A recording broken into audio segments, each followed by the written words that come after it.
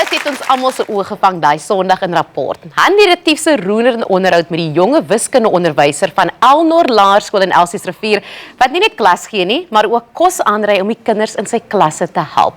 Hy is vanaand hier om self sy storie te deel. Kom ons verwelkom vir Dillon Henwood.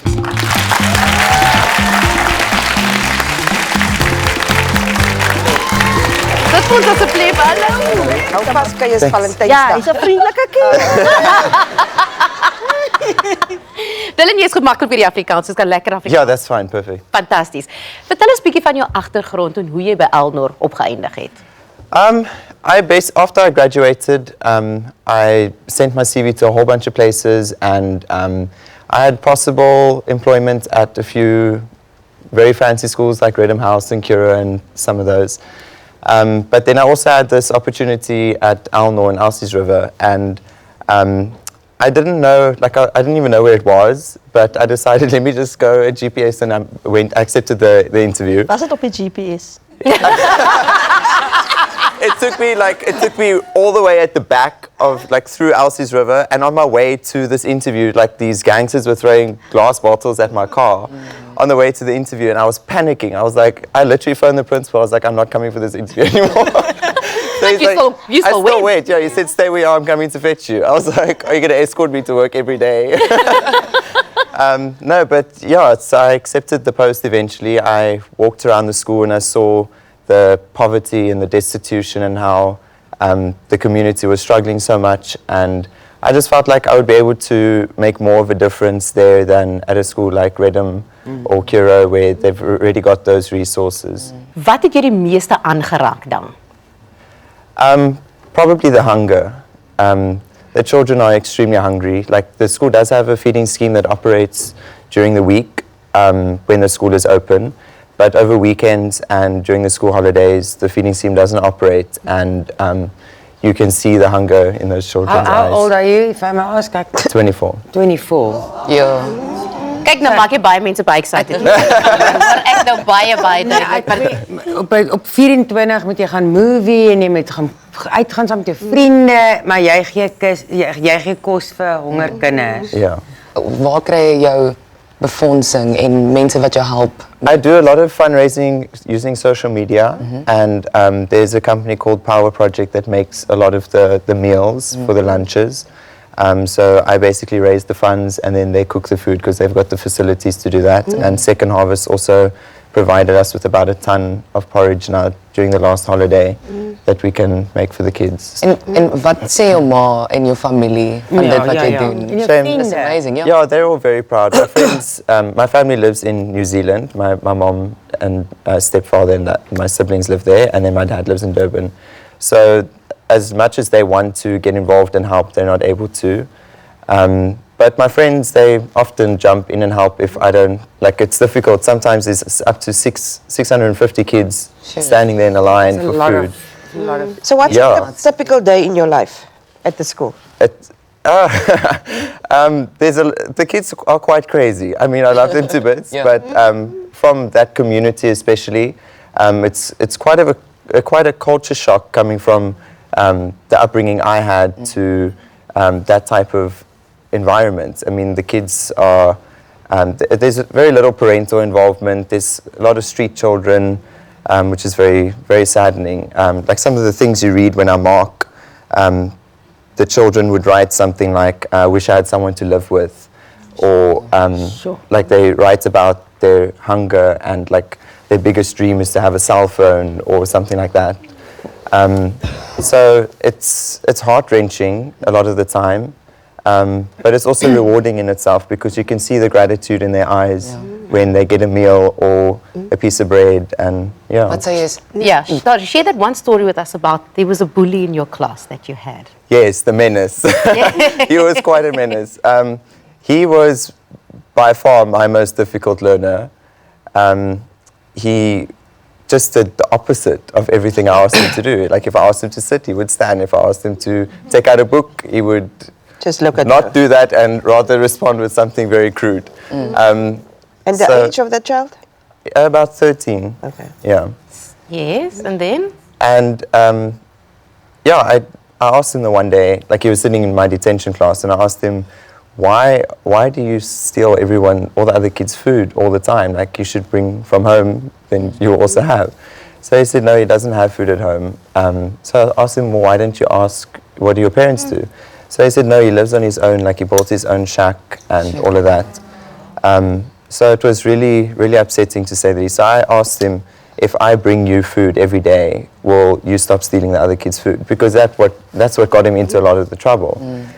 So yeah, he agreed to that. He made that deal, he made that promise, and he kept his word.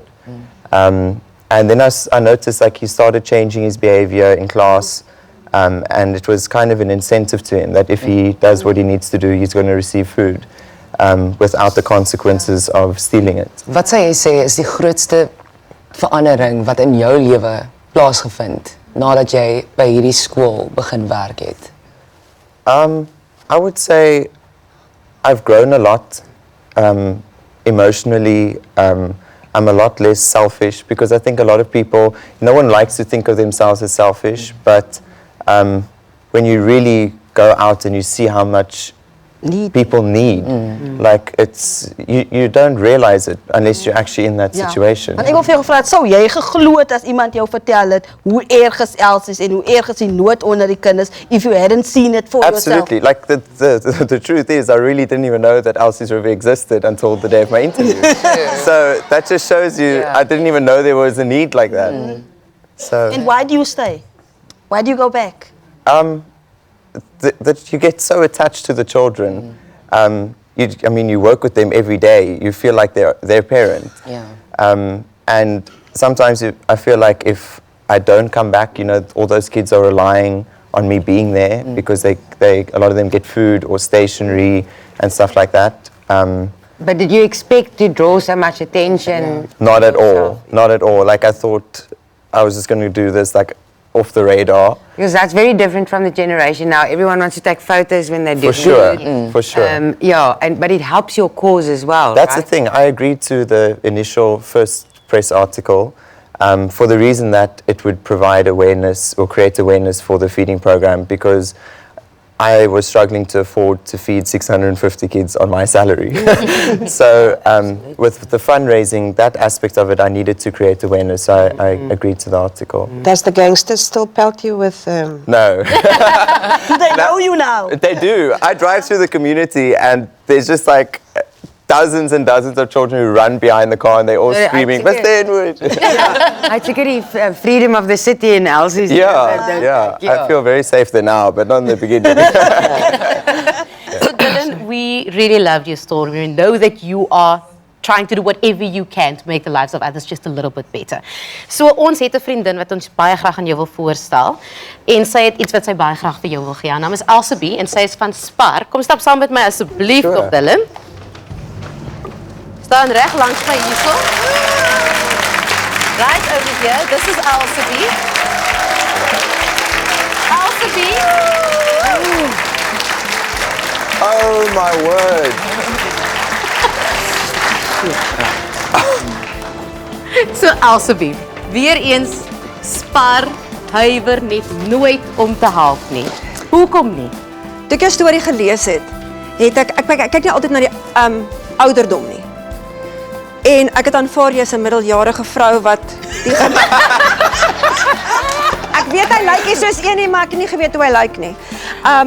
En ek dink dis baie awesome van hierdie middeljarige vroutjie wat die kindertjies so mooi help. En ek gaan kyk toe, eergister gaan kyk ek op die foto's wat in die koerant was. En ek sien 'n jong mannetjie en ek dink, nee, maak groter. En hy's nogal 'n mooi jong mannetjie. Thank you. En ons is trots dat daar mense soos jy is, want dit is basically jy's 'n engel op aarde. Almal wil 'n verskil maak en ek dink almal sou graag 'n verskil wou maak, maar jy het die daad by die woord gevoeg en jy doen wat jy gesê jy gaan doen en ek dink dit is waar dit die verskil lê. Ons baie mense praat, maar jy doen. En ons is trots om hierdie aan jou te oorhandig. So wat is hier? Ag, allerlei lekker goedjies om kindertjies se magies vol te maak. As jy dit kan gebruik, as jy dit nie kan gebruik nie, kan jy dit vir iemand anders in jou gemeenskap gee om dit wel te gebruik. Ek het probeer dink wat maklik en magies kan volmaak, maar nou verstaan ek ook mense met seker maar die kindertjies bederf ook nou en dan. So ons gee vir jou nog 'n ekstra R10,000 Dillon, sodat Oh my goodness. Thank you so much. Thank you. die regte geld is agter, want hierdie gaan jou nie ver kry in die winkel. So ja, hou net aan doen wat jy doen.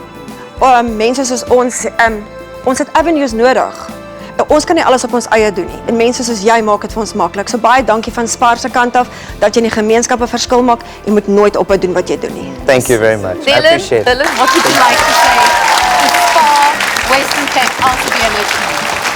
I don't think anyone truly understands how much this is really going to help the school and the feeding program. This is so much food and I'm really so grateful. And I know that the kids are going to be really grateful too. So Thank you. Thank you. Baie dankie. Elsie Spar, Weskaap soos altyd. Dillon, thank you for the work that you do. You're incredible. Thank you so much.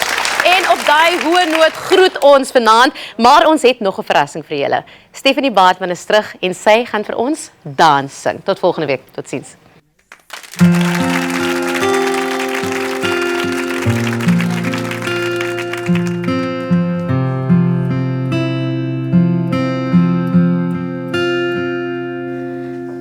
Te veel keer het ek jou hart geweier, want dit alles voelt goed om waar te wees.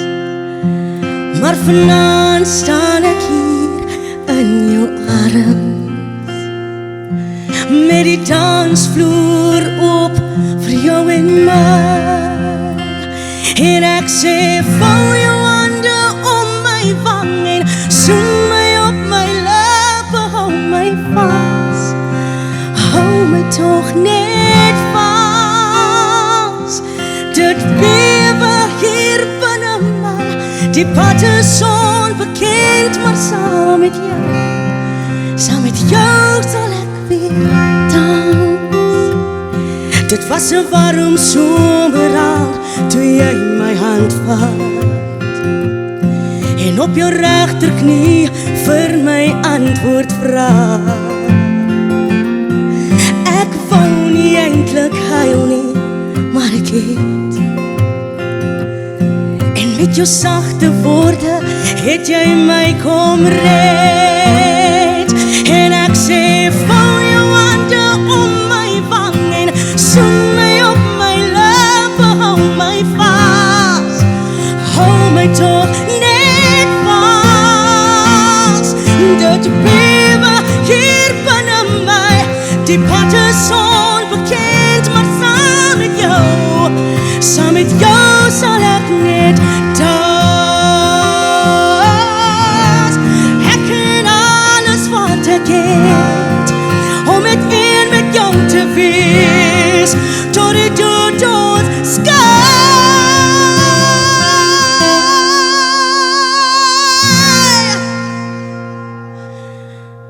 Soen my op my lippe, hou my vas, hou my toch net vas, want dit bewe hier binne my, die pad is onbekend, maar saam met jou kan ek weer dans. Vanaand staan ons hier voor die kansel en ons maak 'n belofte aan mekaar. Daar skielik heel en al geen ander opsie as om vir altyd by mekaar te bly.